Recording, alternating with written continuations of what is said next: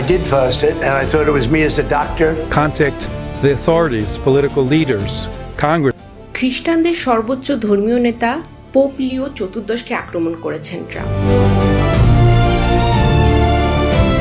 বিশ্ব রাজনীতি ও ধর্মীয় নেতৃত্বের মধ্যে আবারও তৈরি হয়েছে তীব্র উত্তেজনা।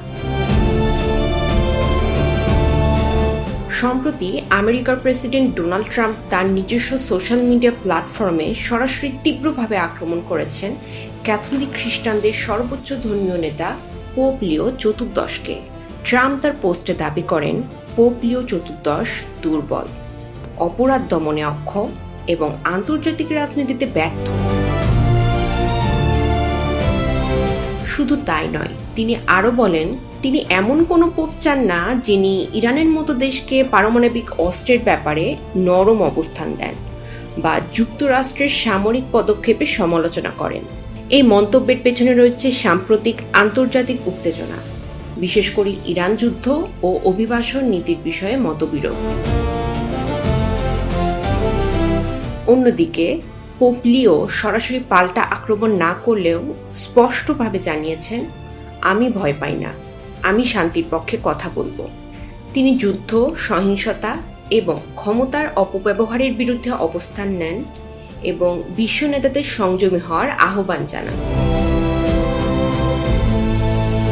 কিন্তু এখানেই শেষ নয়, এই বিতর্ক আন্তর্জাতিক অঙ্গনেও ব্যাপক প্রতিক্রিয়া সৃষ্টি করেছে।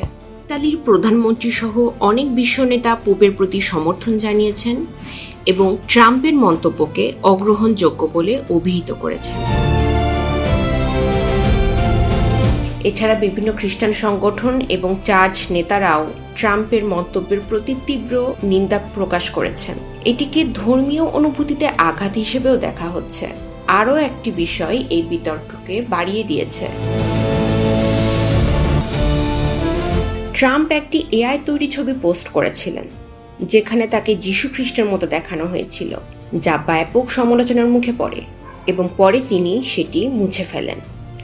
বিশ্লেষকরা বলছেন এই সংঘাত শুধু ব্যক্তিগত নয়, বরং এটি একটি বড় প্রশ্ন তুলে ধরেছে: রাজনীতি বনাম ধর্ম, ক্ষমতা বনাম নৈতিকতা, যুদ্ধ বনাম শান্তি। একদিকে শক্তিশালী রাজনৈতিক নেতা ট্রাম্প, অন্যদিকে শান্তির বার্তা দেওয়া ধর্মীয় নেতা পোপ লিও।